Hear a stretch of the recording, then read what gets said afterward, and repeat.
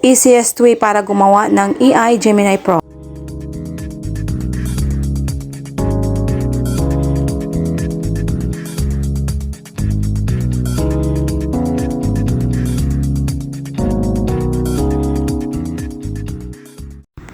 Hello guys, andito ang easiest way kung paano gumawa ng AI prompt picture gamit ang Gemini app.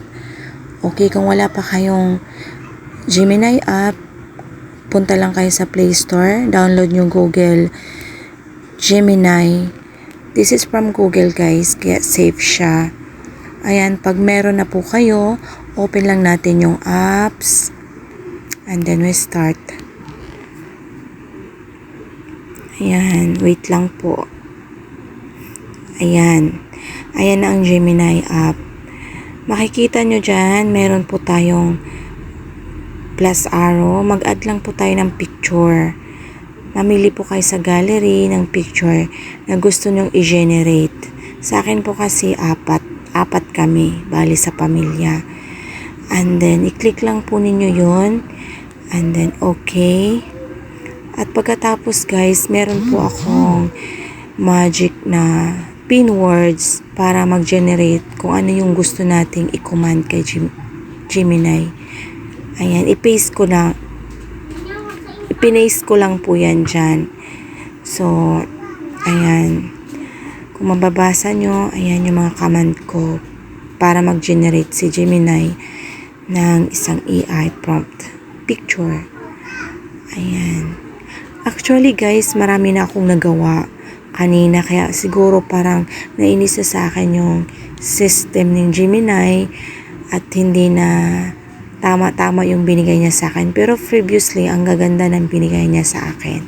Nasa gallery ko na po na save. Ipakita ko po sa inyo mamaya. Ayan, wait a seconds lang po kasi ayan na, nag-generate na ng picture si Gemini. Ayan. Ayan, mali na yung mga binigay niya. 2 na lang yan na tao. Supposed to be 4 yan. Kasi nga, kanina pa talaga. Kanina ko pa kinulit si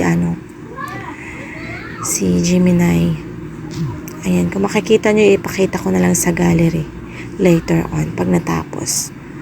Ayan, pwede nyo ring mag-add lang kayo ng mga doon sa magic words, doon sa mga command ninyo kay Gemini.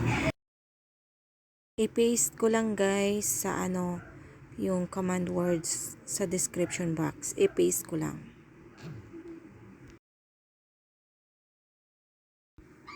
Ayan, try ko ulit, okay? Kung mag-generate pa rin siya. O, ayaw pa rin niya mag-generate kasi kanina pa talaga ako nag-try.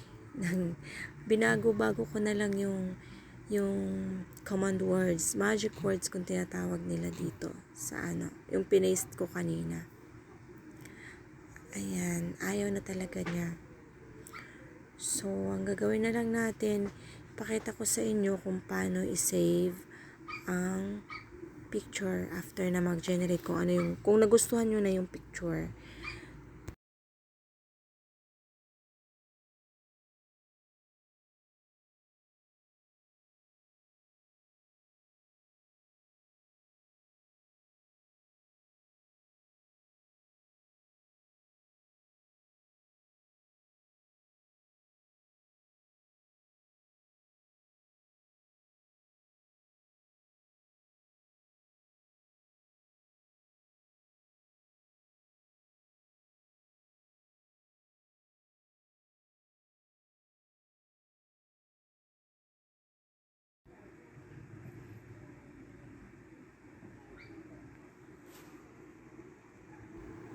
Ayan guys, kung gusto nyo na pong i-save, ayan, double tap nyo lang, tas save.